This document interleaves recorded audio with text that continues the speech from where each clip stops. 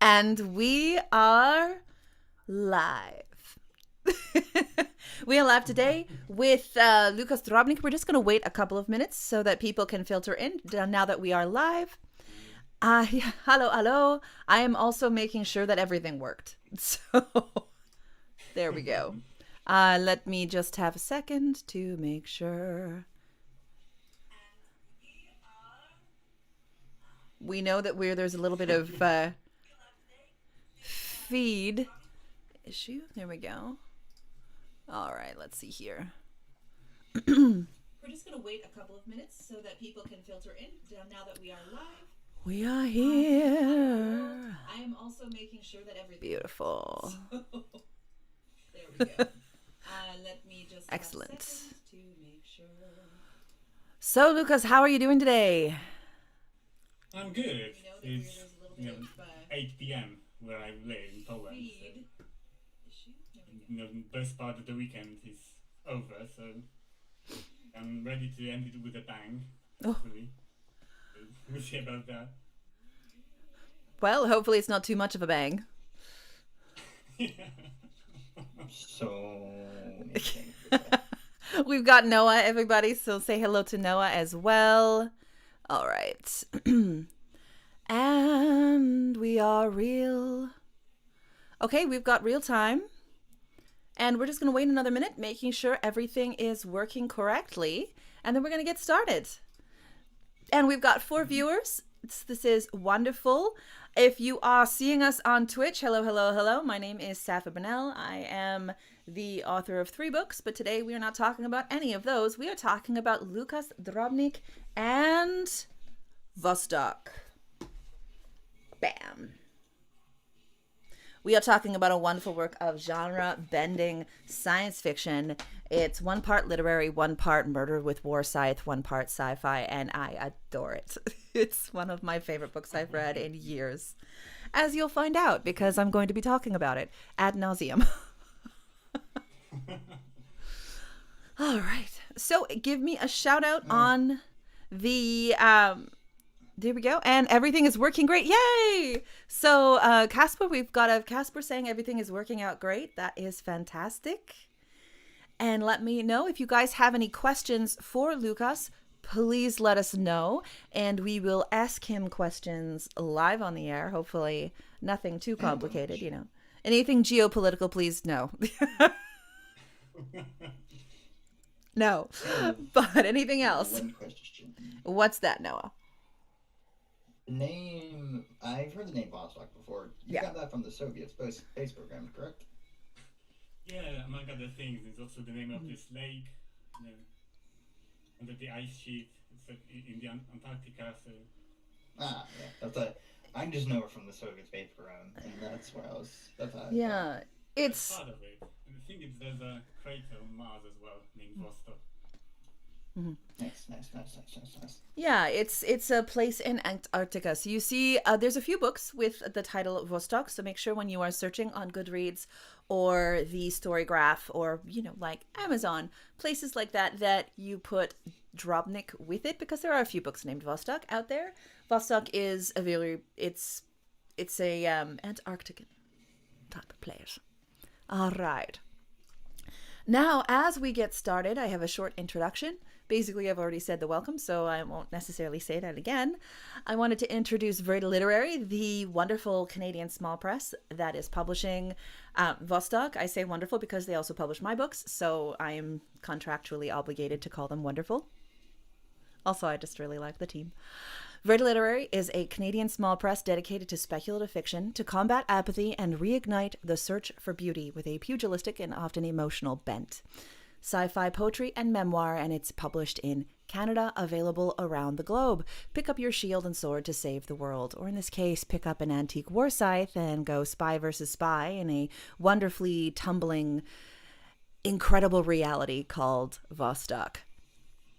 A little bit about Łukasz. We've got his bio right here. If you want to know more about Vostok, if you want to know more about Łukasz, please check out his website, drobnik.co.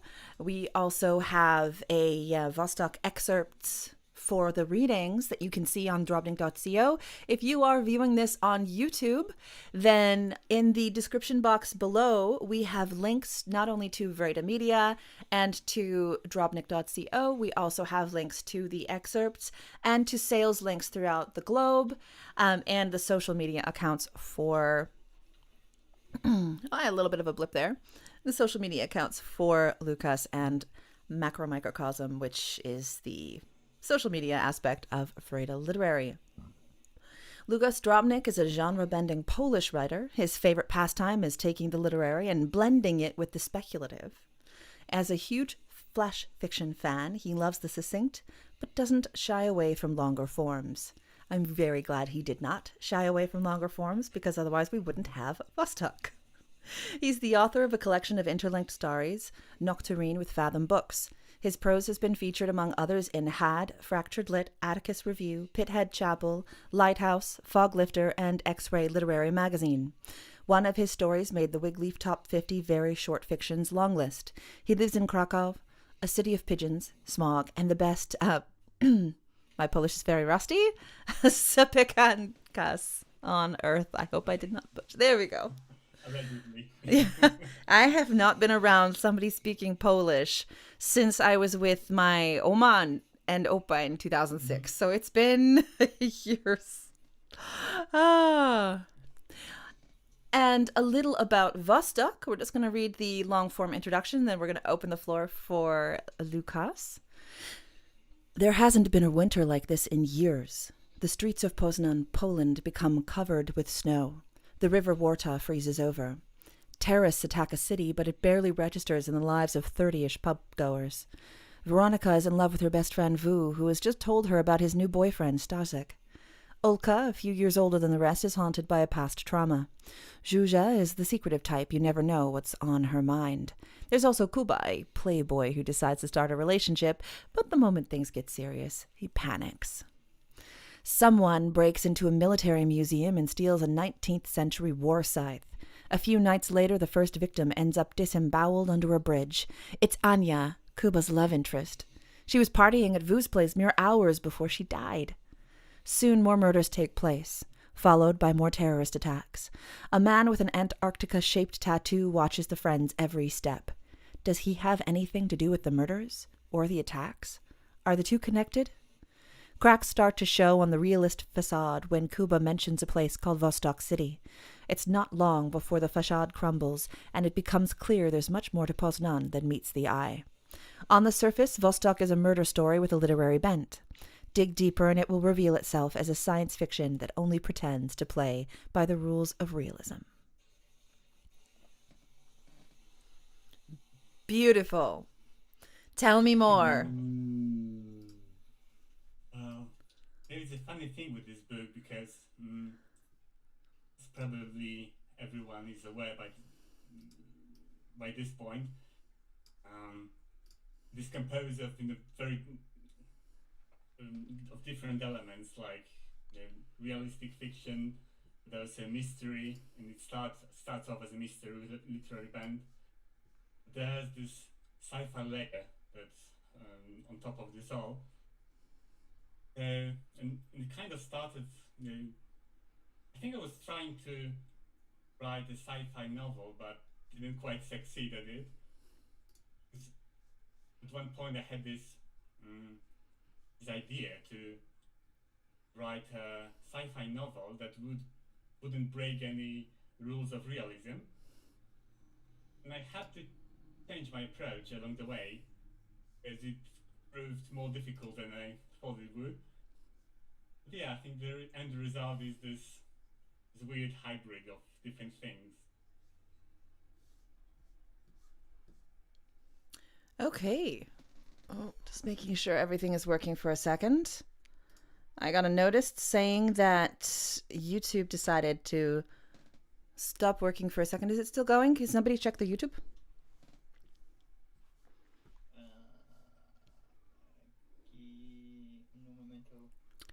Thank you. Just want to make sure. We've been having some struggles here in where I am in BC with the flooding and things like that, and too, the internet has been as slow as a kind of slightly molten cheese that's been cooled down in the winter temperatures for a while. On me for the break. Where is the YouTube? The link is right there in the announcement. All right. So we've got this wonderful sense of kind of mistaken realism in Vostok. Can't speak to you too, but Twitch is fine. Beautiful. Thank you, Angsthaze. So we've got Angsthaze there on Twitch, and she says that the Twitch is fine, so we're definitely going. So this is good. Yay. Woohoo. Hallelujah. All right. I do have a review of Vostok. Now, this is a review written by me. Full disclosure, I did get to work with Łukasz. Beautiful. Casper says it's working fine. Thank you so much. I did get to work with Łukasz on the book, so, you know, no harm, no foul. I am somebody that helped edit and work on it, and I'm very proud to have done so. So, full disclosure, of course, I would be very proud of a book that, it came into the office, into our duosima, and it just blew us away with the prose.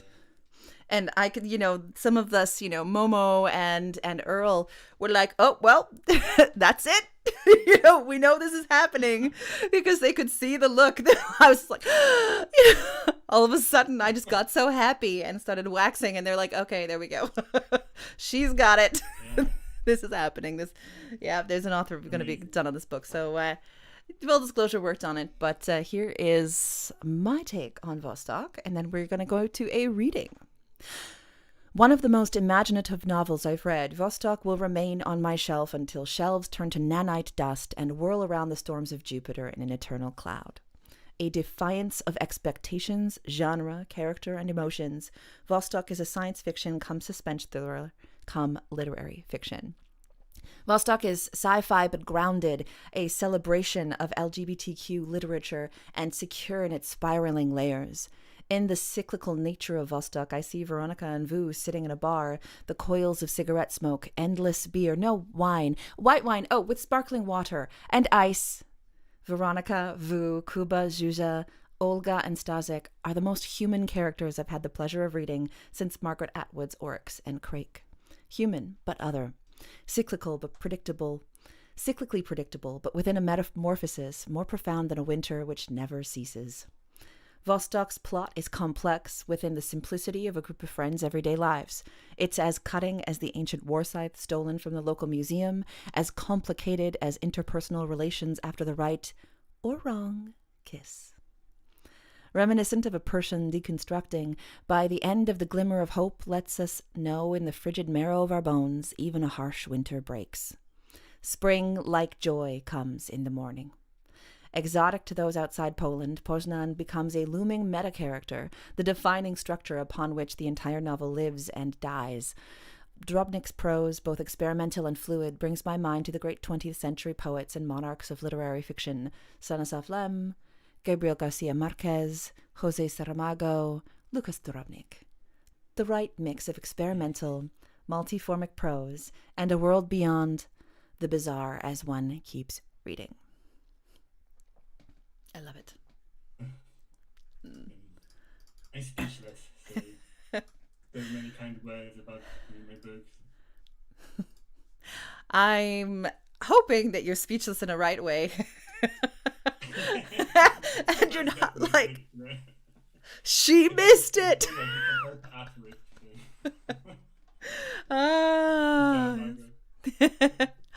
All right. Thank you for that. You're welcome. Now, for everybody, I am posting the links to dropnik.co/blog/Vostok excerpts for the readings. So if you want to follow along on the readings, then you have the prose in front of you. We will be doing the first reading, and then we will be opening this up to Q&A. So while the reading is happening, you don't have to wait necessarily till the Q&A. Give us your questions, and I will put them down in the order we receive them, and we'll ask Łukasz some things. All right, the floor is yours.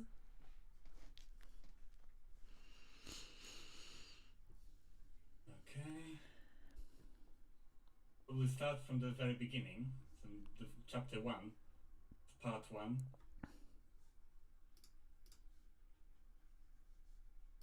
On days like this, Poznań was the cruelest of cities.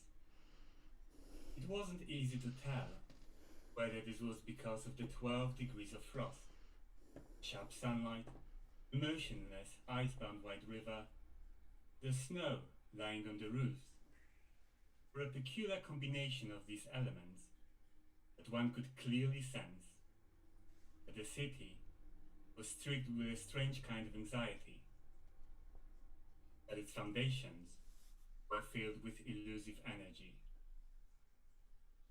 You could swear it was about to suddenly break in half, in its northern and southern parts intended, like jaws, to break away from the ground, rise towards each other with a violent movement, and forcefully collide until Piątkowo's blocks of flats, like teeth, fitted between the tenements of Vraeyda.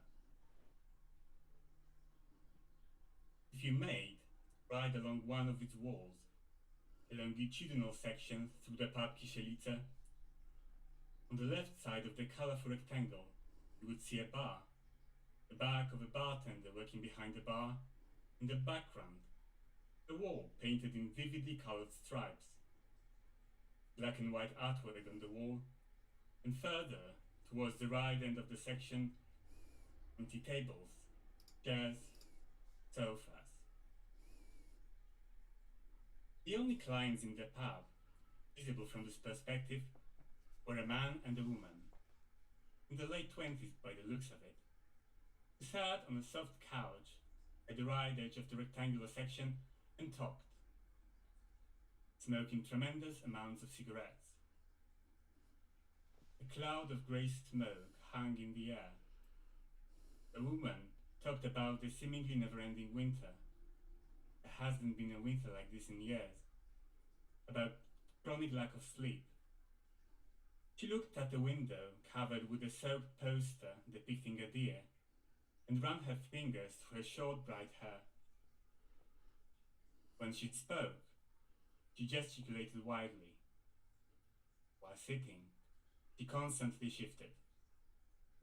And when she was telling her companion about the preview in that gallery in Jeżyce district, about the stunning works she saw there, she almost rose from the sofa.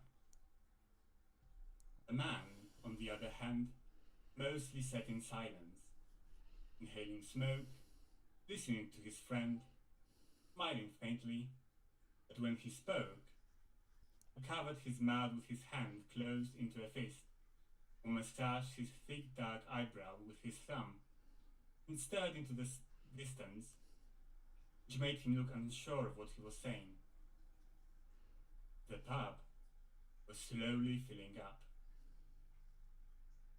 Each time the door to the street opened, a piercing chill came in, covering in a flash the length of the stairs leading to the basement and permeating through a thick curtain, which separated the pub's vestibule from the long, colorful room. The man called the woman Weronika. She addressed him as W. With the back of her hand, he stroked his few-day-old dark stubble and said it would be nice if we moved his shapely arse again and went to the bar for a beer. Or not. Maybe she'd drink some wine, but only white, or better, white wine with sparkling water, and ice. Wu smiled, put out his cigarette, kissed Weronika on the forehead, and rose from the table. She followed him with her eyes as he stepped deeper into the pub, and then looked with yearning at his almost 2-meter-high body leaning against the counter, while he chatted with the bartender he apparently knew. When he came back, she was sitting on the couch, snuggled into its corner, shrouded in a greenish glow beaming from her phone, texting someone obstinately. Once she noticed Wu, she took her legs off the seat, leaning over the phone and pressing the buttons for a while longer. Wu asked whether it was Jerzy, and Weronika replied, yes, she was sorry, and after after some hesitation. It seemed Jerzy and she got together again. In response to her friend's judgmental look, she whined, "It's not that she was planning it, it just happened," and took the first sip. Paul sat down, wetted his lips with beer, pushed the glass away, and tossed into the dusky room the rhetorical question, "How many times can you get into the same shit?" "Look who's talking," she replied sulkily, moved closer to the armrest, as far as she could get away from Vo, whose face, in turn, twitched in a grimace, as if he had the retort on the tip of his tongue. He lit a cigarette and inhaled the smoke. Weronika texted for a while longer, until she sighed, put her phone down, and suggested, maybe at least the two of them would stop arguing about it. Anyway, he's given it 2 weeks, until, in this series of breakups and makeups, Jerzy and she will end up where they started. He gave a conciliatory smile, kissed her on the temple, and wrapped his arm around her shoulder, only to withdraw it a moment later.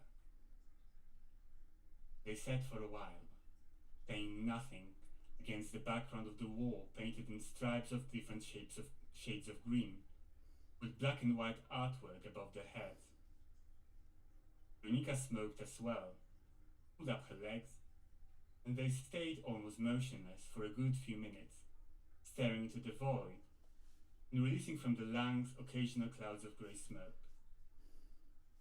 Finally, a thick curtain over the doorway opened, letting inside, in the company of a cold waft from the street, a woman of around 40. "Olka!" On seeing her, Weronika shrieked, jumped to her feet, and ran towards the door to throw herself into the woman's arms. The 40-year-old found the time to say hello to some friend at one of the tables before she headed deeper into this colorful, half-greenish, half-reddish tunnel, which was indeed formed by the interior of Kisielice, and went to the bar. She came back to the table holding 3 beers, put them in front of her friends, then laughed, ran her hand through dyed blonde hair, tucked it up behind her ear, smoked, and sat down. Having taken off her warm white jacket, she hung in on the back of the chair and, visibly amused for all this time, said this thing with the attack was some deep shit. There might be more at any moment. Stop it. I'm fed up with discussing this topic over and over. But the problem won't go away because we pretend it doesn't exist. It's hard not to speak about it when such a, bomb hasn't happened in years. We thought we were living in boring times of peace, and there you have it. Weronika replied she had 2 days off in a row for the first time since who knows when, and was sick of hearing about it. Olka had better bollock her for getting back with Jerzy. Got back with Jerzy? Olka let out an honest, booming laugh, which infected the others a moment later. Then she changed the topic and asked Wu about the progress of his work on those washing machine instructions. Thankfully, he's done with it. Now he's getting down to writing a truly fascinating spreadsheet user manual. Maybe he'll finally learn how to use a spreadsheet. He rubbed his eyebrow with his thumb again, sighed, freelancing has surprisingly little to do with freedom. At the moment, his life is reduced to typing the shit out of the keyboard. This is not what he imagined a few years ago. Oh, stop grumbling. You'd rather work in a shop? Weronika laughed. It's easy to say if you're a director of a thriving company. Have you even been to the office this month? Don't exaggerate. I sometimes drop by. Anyway, I've worked hard for that. If you don't like it, you should find a busier friend, but I'm curious who's going to pay for all those drinks. Better tell me about that novel of yours. Who told her to forget it? He didn't have time lately and, frankly, no longer liked what he'd written so far. It seems he'll have to begin from scratch, if he only finds some free time. Weronika remarked with a sneer, he would have had more free time if he hadn't wandered from pub to pub every night, which Wu answered with a humorous spierdalaj, only to put out a cigarette and announce he needed to take a leak. Once he disappeared behind the curtain, Weronika started talking about how insanely wasted she got the night before, totally blotted. She didn't remember much. The voices of drunken people, the smell of kebabs, the bright car lights, the piercing frost. She met some guy, Dragon or Elia, in Kisielice, and the two of them walked somewhere across the market square towards Garbary Street, maybe to Mięsna, as where else could they've gone? She woke up. She couldn't remember anything else, except for the image of small glowing pink rectangles she still has before her eyes. She's got no idea what to connect it with. Brilliant. Olka laughed. Dad did. Weronika must take better care of herself. After which she took out a rustling 50 zloty note and handed it to Wu, who came back from the toilet, asking him to buy another round.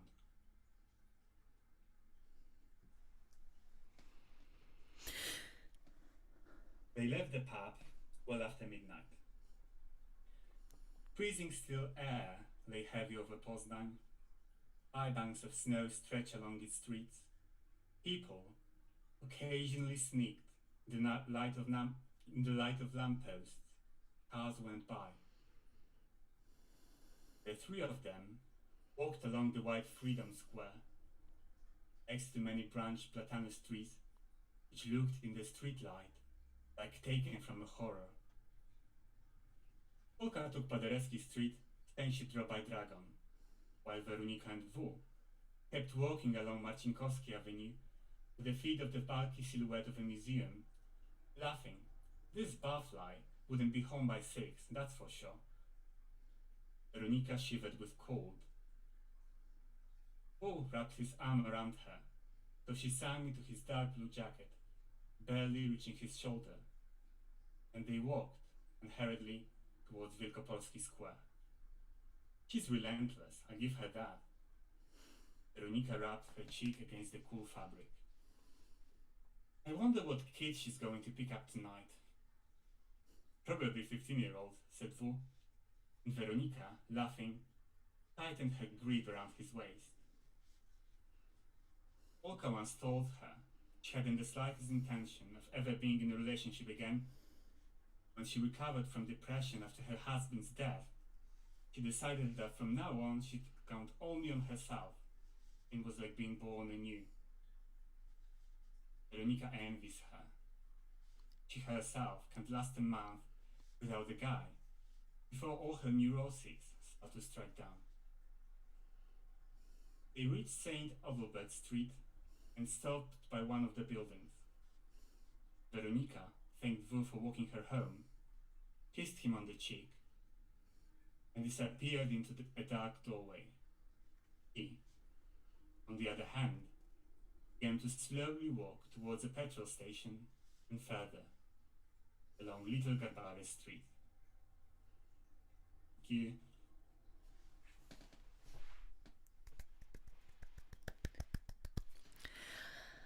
That was our first reading. I believe that was the entirety of chapter 1. Almost all. Sounds the last scene. Yeah.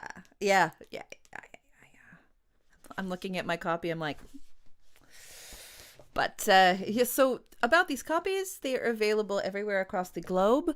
There are links in the description box of the YouTube video, and there are links on vraydamedia.ca on our events page where you can purchase Vostok. You can do that in ebook, paperback, and hardcover. If you have Kindle Unlimited, Vostok is available for free. So obviously, because you pay for Kindle Unlimited, you get to read as many books as you want for that monthly fee. So if you do have Kindle Unlimited, please check out Vostok, because you can read it without having to pay anything extra because you've already paid for that service. For people outside of countries where Kindle Unlimited is a thing, we do have the ebook currently exclusively on Amazon. In the future, it will not be exclusive, but for right now, it is, because that's the deal with Kindle Unlimited. But we also have the paperback and hardcover, and the hardcover, of course, comes with a beautiful jacket, so it doesn't get cold in those Poznań winters.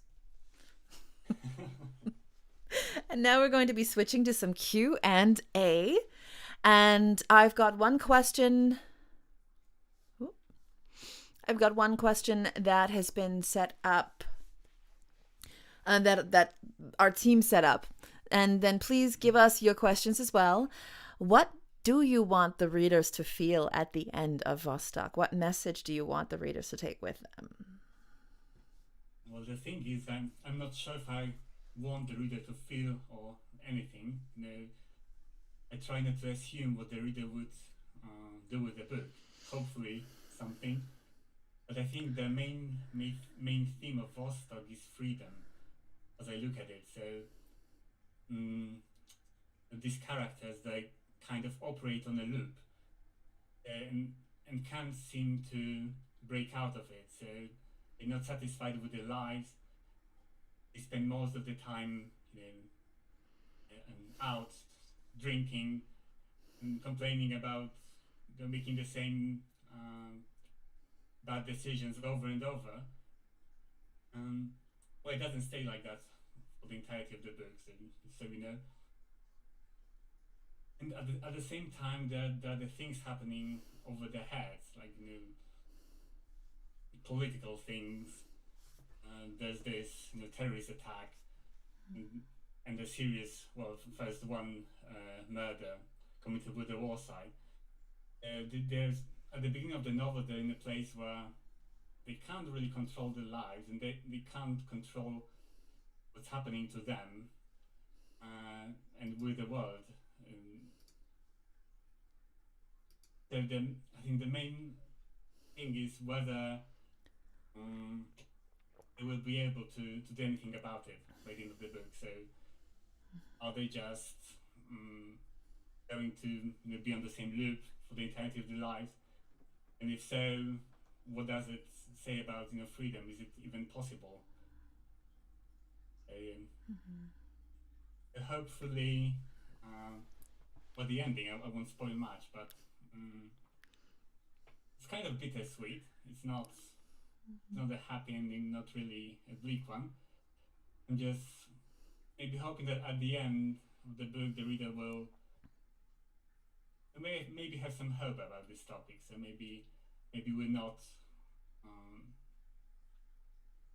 Maybe we have some agency over our lives after all, and hopefully the characters also do. Maybe not all of them have to read to find out. Yeah, but that's basically it. Yeah, I think it's a little. This is definitely one that's a bit tricky to. There's so many twists in Vostok. Reading it's so important without giving a spoiler away. A spoiler that ruins, could potentially ruin the reader's first experience. But yeah, I do think that. Yeah, more twist than M. Night Shyamalan, says Noah. It's not. That's not untrue. That's not untrue at all. I think when it comes down to it, the ending of Vostok, it is that balance between, hopelessness and hope. It's that balance between catharsis, I believe, and hope for the future. And maybe, there is something that can be done in our lives. I do think that by the end, a lot of characters have developed agency. And I think that skip between, maybe that sense that, well, what could we even do about it anyway, to that sense of, well, I potentially might have done something about it anyway. It does come through, obviously. No spoilers. Now, who was your favorite character to write? Well, it's an easy one because it was Olka. Olka is most of the characters are in the late 20s, so they're in this stage of their life that they go out all the time. And Olka is a bit older. She's probably my age now. So when I started writing it, she was 10 years older than me. So it just gives you a perspective on how long it took to get this book out in the world. But so yeah, so Olka is a 40-year-old with some traumatic past. But what I like about her is that this past doesn't define her. So she still finds a lot of optimism in her, and she also cares about her friends and tries to actively make their lives better. What the means she chooses to do so are sometimes questionable. But yeah, I loved writing scenes with her because she always added this this optimism and this life force, and I loved writing all the different antics that she got involved into. So there's a lot of them. there's a lot of antics with Olka. Yeah. Oh man, for good or bad, there's this one scene that I won't call it, but there's this one scene that when we were editing Vostok was just like, oh my, yeah. Olka, what are you doing? But I do.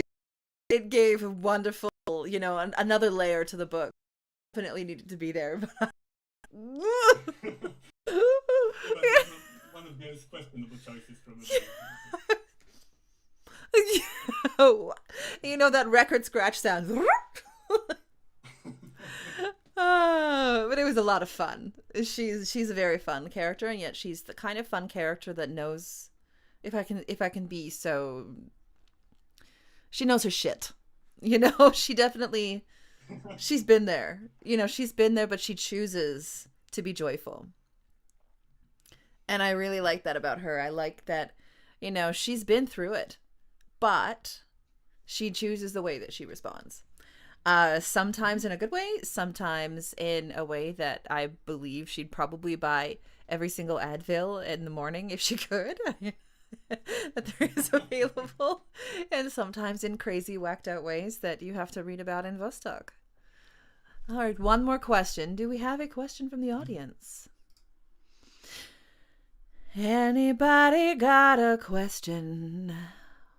And I know there's some lag, so I'll let it catch up a little bit before we move on. Okay, here we see. Let's see. Now, this is not your first book. It's your first one in English, I believe. Yes. But not your first book. So maybe, I know that there's several people that are watching right now that are either authors themselves or aspiring authors. They are writers. I know, just because I know my audience, especially people on Twitch. They're either authors or aspiring. How did publishing your first book change your process of writing? Now, I understand there's probably going to, I don't know if there's going to be differences, seeing as how it was in a different language. I think this process is still fairly the same, Well, yes. Actually, it made it harder because before I had anything published, it was just me and the text editor, and so I just could write away for hours and do some really bonkers things with my writing. After that, my first book got out, and it was in Polish. It was 2011. It was a volume of two novellas slash. The first one is actually a nocturne, the one that is going to be published by Fathom Books. So it's something between fiction collection and novella, but they're closely interlinked, so it's some grey area. Anyway, it received some good reviews, which made me quite paralyzed at first to follow up with something better, at least as good, something that would be as well received. And I haven't published anything since then until today, so probably this fear wasn't necessary. But yes, I think now it takes me a bit longer to just to sit down and write. This inner editor that just tries to that comments on every sentence I write. That always try to I always complete with my former stuff with everything I've written so far. Maybe it's a bit trickier, but what is good about it that every piece I publish, not only the books but also short stories in different magazines. The great part is working with an editor because you then see what's working and what's not. So sometimes you just don't know, don't realize that something could be made even better. So I think that working with every editor, yourself included, just made me a better writer. So and I'm really thankful about it. So it's made it harder, but also easier in this way that the more I write, the easier it gets to see what's working and what's not. Probably the process doesn't take any shorter, but now mostly I know when I have a draft, so I know if I should pursue it or just scrap it. So I think it's the experience helps in this way. Yeah. I can also say I'm very glad we have that on camera. Working with the editor. Okay, here we go. I did not pay him to say that. Just to...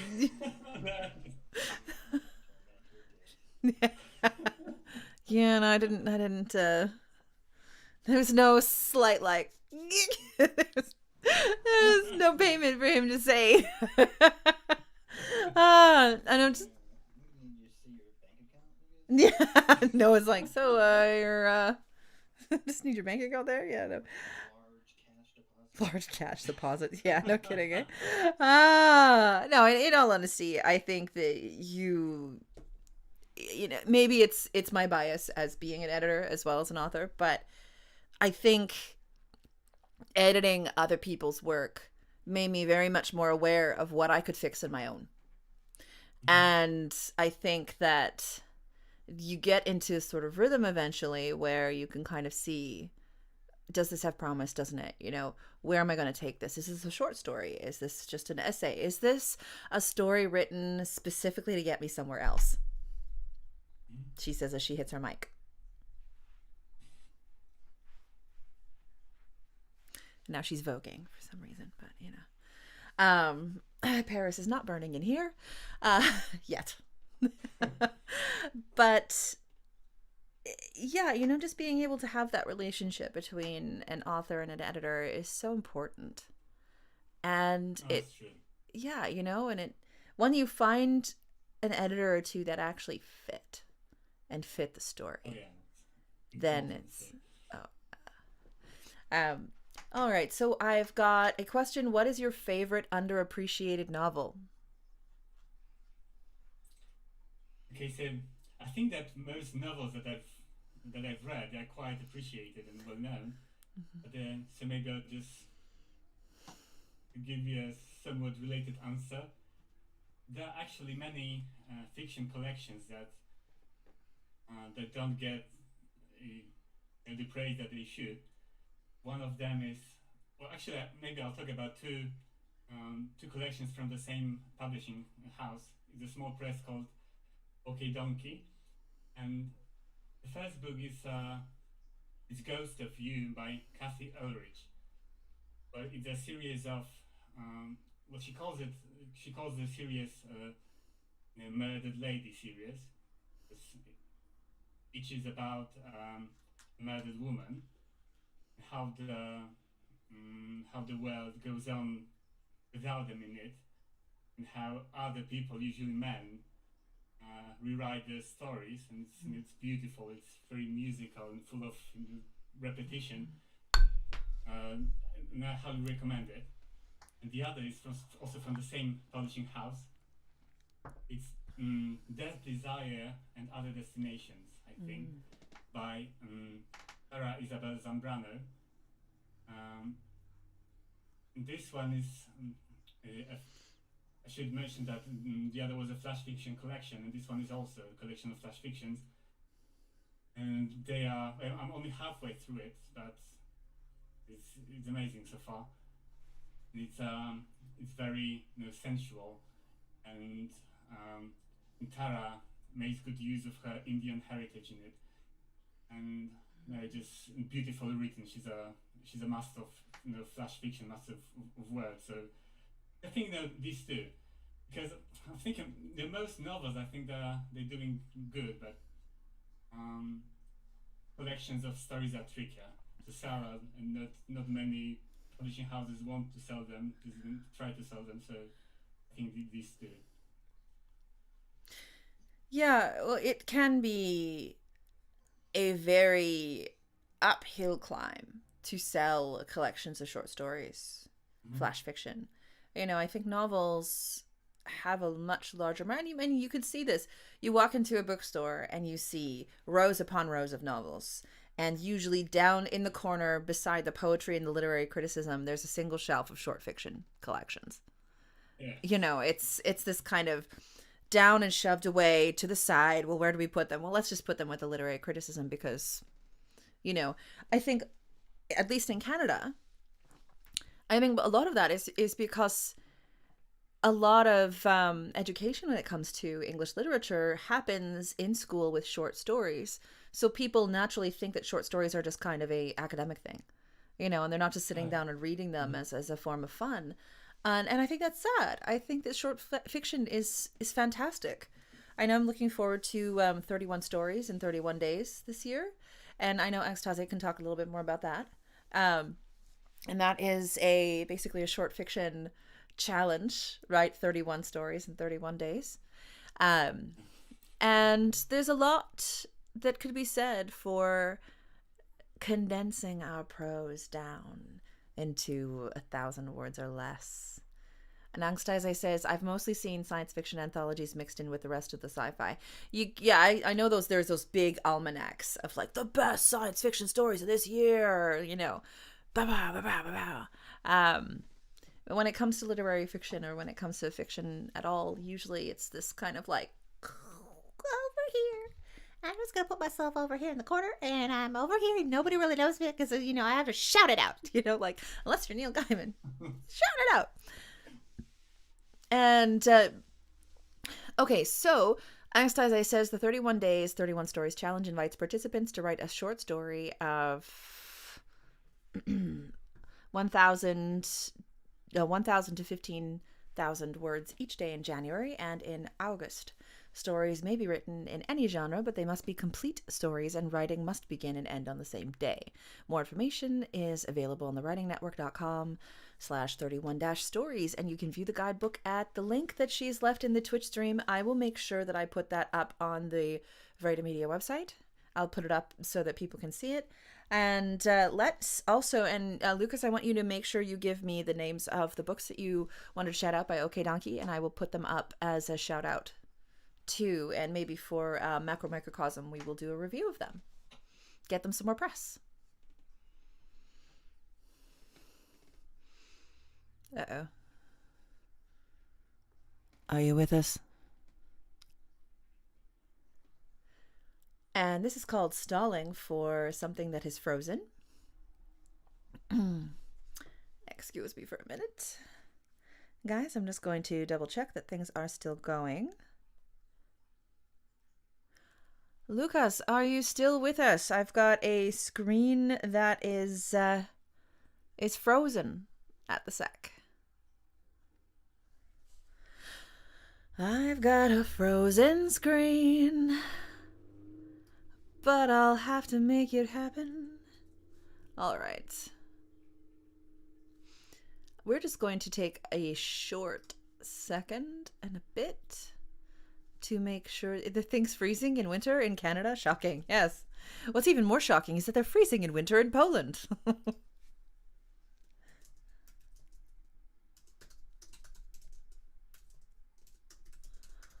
Oh, yeah.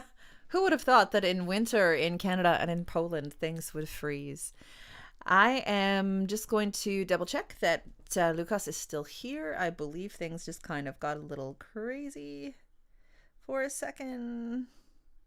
Are you there? Oh. Please reboot the author. Yes.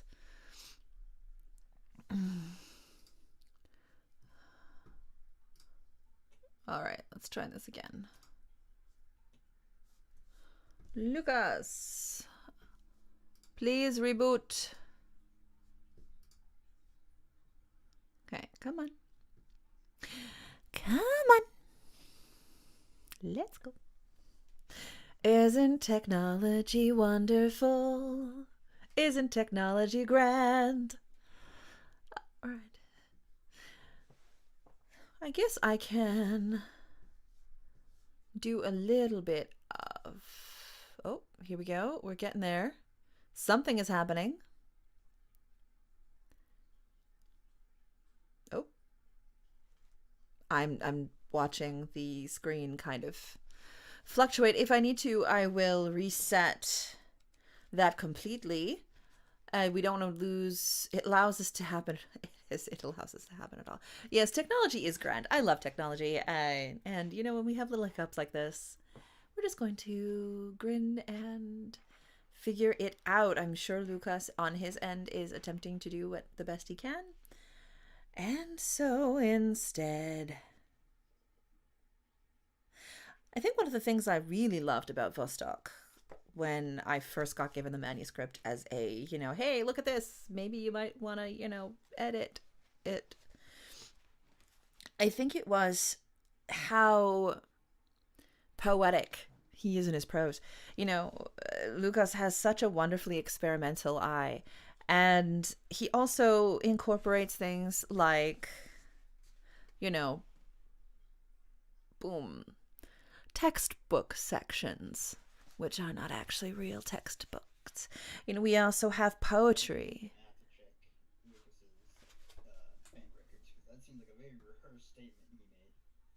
Yeah, I'm gonna have to... No, it wasn't rehearsed. Okay, I'm just going to... I'm gonna kick Łukasz for a second and see if we can't get him back in. Okay, he says he's here. It says RTC disconnected. And I can't hear you on Discord. I can only through YouTube, which is a few seconds behind. Oh no. Okay, I'm... You need to disconnect. You need to kick. There we go. I'm gonna kick him. All right, we're just going to disconnect. And we're gonna reconnect. All right, and please reconnect. Please. We're working on it, people. Okay. By the way, the image you can see on the screen right now, that is the Vostok sticker, which we are going to be sending to Łukasz in order for him to sign them. And so if you want a signed sticker, like a signed, oh wow, everything's kind of going crazy. There we go. Then if you want a picture with his signature, basically, then you can get one if you buy your copy via vraydamedia.ca of paperback or hardcover. All right, and here we go. Yay! Yay! Kermit Flail. All right. Yeah, you'll be getting your sticker for Christmas. I have problems hearing you with the sound. Oh, you cannot hear me? Uh-oh. Well, I'm... Can you hear me at all? Like, oh, there we go. Let's try this again. I love technology. Oh, here we go. Here we go. Okay, I can see you. Okay. Gotta hear my... We're good, hopefully. I could do another song and dance, possibly. You know, bring out my maracas and... but... Yeah, I think aside from a impromptu musical number, uh, I'm glad you're back. Please don't. Yeah, no, I won't. There will be no impromptu musical number. It's not going to happen. I love you, Yasha, but Noah's like, please, no, no impromptu musical Can't number. hear you. Can you hear me at all? Oh, okay. Who? Now it's back on, I think. Okay, while we have this in a go mood, while the technology is agreeing with us and allowing things to happen, let us move on to the second reading from Łukasz Drobnik from Vostok. The link is again up if you're on Can't hear YouTube. you again, so. nice. All right, Fucking love technology. let's move on to the second reading. There. Oh yeah. Oh my gosh. Now my computer just decided. Cancel. Come on. Oh my gosh. Come on. There we go. Sorry about that. Everything's going a little bit da da da da da da. Da. Can you hear me now? Only if you have that hat adorned with fruit. I don't have a hat adorned with fruit. Okay, But let's start the second reading. Hopefully it goes fine. yes, please. So it's from chapter 2. It will be the whole of chapter 2 and a bit of chapter 3.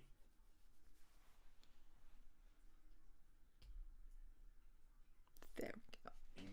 Derailed in the district of Vraeyda, hitting cars. Meanwhile, in a completely different part of the city, along the PST, Poznań Fast Tram line, on tracks laid down in a long, deep trench, which, full of snow, formed a completely white tunnel, a two-cabin tram number 16.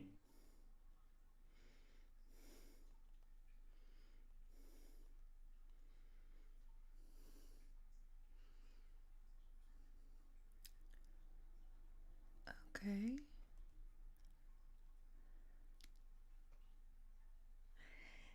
I think we might have lost Lucas again. I was hoping that was just a pause, but it's not. Okay.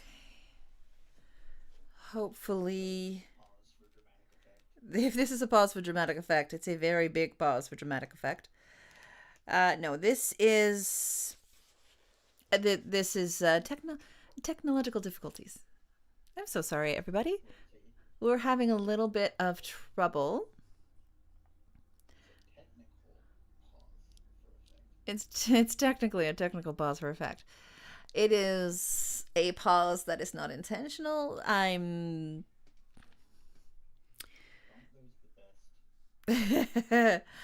If we don't have Łukasz capable of coming back in another second or two, then we will move along and might cut this short just a little bit. Let me just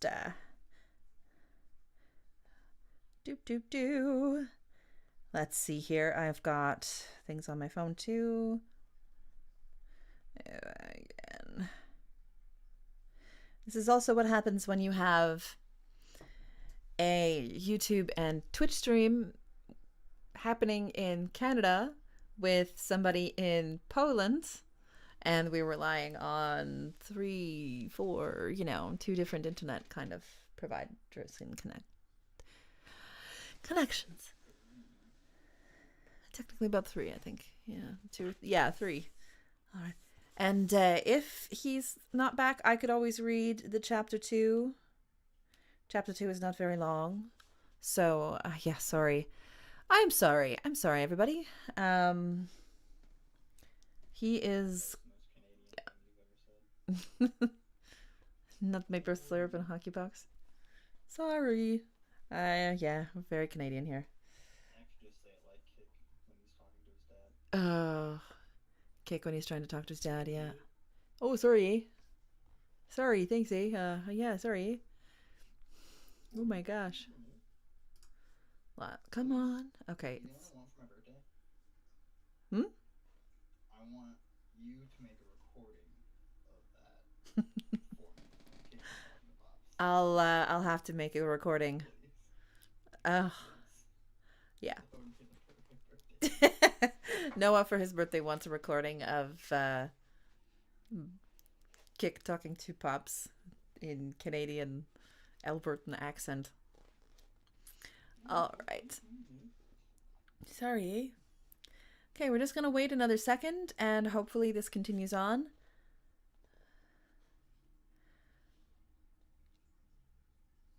We had a little bit of magic.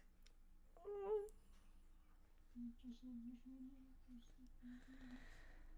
Yes, chapter 2 starts with a tram number 9 derailed in the district of Wilda hitting cars. Meanwhile, in a completely different part of the city along the PST Poznań fast tram line, on tracks laid down in a long, deep trench which, full of snow, formed a completely white tunnel, a 2-cabin tram number 16 hurled along like a bullet. People were crowding inside, the cabins fishtailed at a sharper turn, and each time it happened, a sudden wave came through the passengers clinging to the yellow tubes and the backs of seats from the front to the end of each cabin, making them for a moment like one organism. At the end of the second cabin, leaning against railings and staring outside of the dirty pane, stood Veronika in a red jacket, and some other woman, probably a bit younger, wearing a black coat, black boots, thick, vivid orange tights, wrapped in a black scarf onto which her straight, dark brown hair was falling. She tucked a tuft of it behind her ear. Veronika and the girl didn't talk. The deafening clatter of the wheels on the rails became being a possible... Hey, there we go! I see you! Yay, it could be worse. Oh, Angstase is comforting us with it could be worse. She was moderating a 3 other people panel last year when the internet connection went down. It could be worse, you know, but we're back. I hope you don't mind. Okay. I just started reading the first paragraphs of chapter 2 again. How's a filler? Okay, so How's a filler? hopefully it won't distract this time. Because I have seen... Okay. All right, let's go Let's give it another go. right into the second reading. Tram number 9 derailed in the district of Wilda.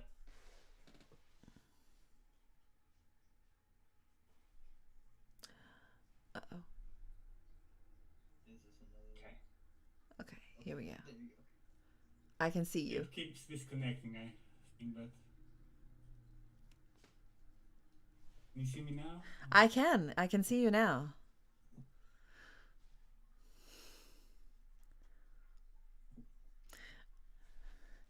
I love how tram number 9 is fine. derailing us from... The internet is derailing us like tram number 9.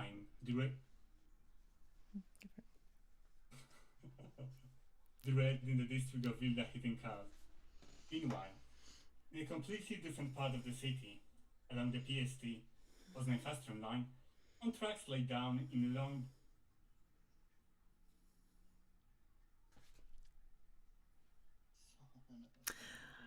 Oh no. I'm afraid it's disconnecting. Okay. I don't know why. So it sounds like we are going to have to reschedule the second reading. Potentially, just if it keeps disconnecting, then it's gonna get a little awkward.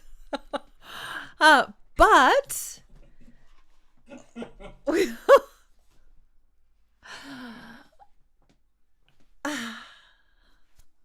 I'm so glad we get to actually, like, if we actually think about it, if we stop and think, 30 years ago or 20 years ago, this would never have been possible for regular people. 20 years ago, not a chance. 30 years ago, we didn't even have the internet to connect to as consumers. Yeah. Yeah. We're the rise in technology is so wonderful, but it comes with some issues. It comes with some moments that are a little bit less Technical limitations. technical limitations. Yep, that's a good word for it. You know, we've got some issues. Okay, do you feel like your connection can last trying one more time, or do we want to just have a couple more questions and then say good day for today? Oh. Uh-oh. Okay. Are you there? I think that's probably a good answer. The voice keeps... Oh no! This is not an attempt to minimize the badness of your situation. Angstaz, I know that was a perfect thing to say. I needed to hear that. So good. Thank you, Angstaz. It's not just us. It happens. I think that. I can hear you now. Okay. Good. Beautiful. I think we might be a little bit too tenuous to do a second reading. On the connection as it is now. Not anymore. Yeah, so why don't we have one or two more questions and then we call it. We can always do another reading. We can reschedule. We can schedule another event where you can do more reading. And you know what? We've actually got... Okay, so here's a shameless plug. Not shameless, though, because I have no shame when it comes to this. I have a reading series that we do we're starting back up for every month. It's called the Magdalene Feast, and it's on December 19th this year. So why don't you come onto the Magdalene Feast on December 19th, and then you could read the second reading, reading chapter 2 there. Yeah. There we go. Let me just, I'll put the link for the Magdalene Feast online. Yeah, so what do we think about that, guys? Let's have Łukasz come back for the Magdalene Feast. And that way we get to enjoy the second reading, and hopefully that one goes a little bit, a little bit more smoothly. Uh-oh. Are you with us? Kan du hear my? Sounds like a proactive plan. Yes, we have December 19th. We are having a reading series, and we will have Łukasz be there. Hopefully, we'll make sure that the time works. And we'll be able to read the second chapter of Vostok and continue on there. And if you are an author, whether you are currently published or whether you are launching a book for publication, please get in a hold of me. The link is in the description, is in the box right there, and you can join the Magdalene Feast as well and do a reading of your work. All right, Łukasz, I hesitate to ask, are you here? I could hear you for a moment, but it keeps breaking up, so... Okay. I'll text you on Discord. Here, hold on. Let's... Because I don't think that this is going to continue... Oh, no, you're cutting out again. No. I mean, they're beautiful frames. The still frames of Łukasz, just kind of like, you're striking very lovely poses. I just, oh, wait. Oh, no. I can tell when the screen is freezing because of your cat. I can barely hear you, just some noises. Oh, okay. I'm just going to text him, guys. Smart.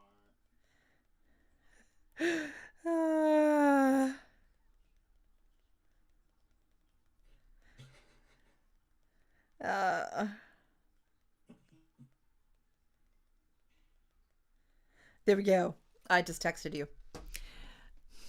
Yeah, the connection is degrading before our eyes. Oh, there we go. I can see it because your cat is going like this. The kitty cat is going like this, the cat in the background. So Łukasz, I just put a text message in the Discord. Since the connection's kind of fading out for us today, we can try again. Oh, no. He's gone again. He's gone. Who knows?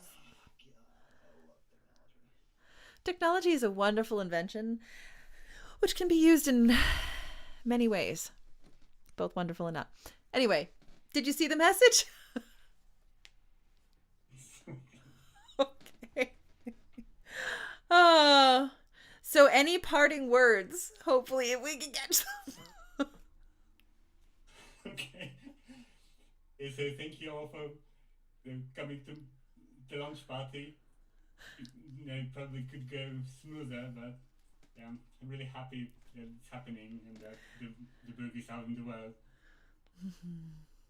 Thank you, Lisa. All right, so we had some technical difficulties. We did not get to listen to the illustrious tones of Łukasz Drobnik speak the second chapter of Vostok. But come back on December 19th to the Magdalene Feast, and we will have Łukasz back so that he can continue his readings, and hopefully we can, I might have to go in there and teach the internet connections a little bit of Brazilian Jiu-Jitsu and really submit them down into doing what we need them to do for a minute.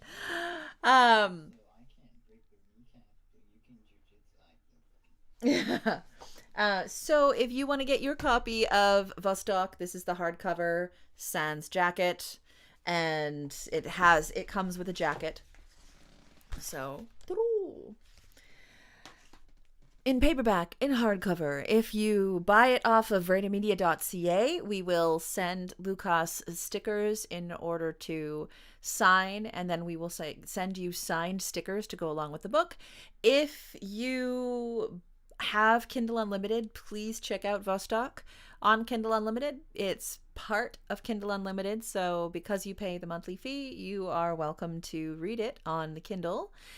If you want to read it on audio, if you want an audiobook version, we are in the middle of production for the audiobook version. That one will be coming out in the next couple of months. We had a few little setbacks with things like the worst flooding that British Columbia has had in decades and things, which kind of put a little dampener on being able to stay to a schedule when it came to the audiobooks, especially since our sound engineers are right now we can't get to them. We cannot physically get to our sound engineers to do some recording. So that will be happening when we can. I will keep you updated on that. And for everybody, thank you so much for coming along. Thank you for your...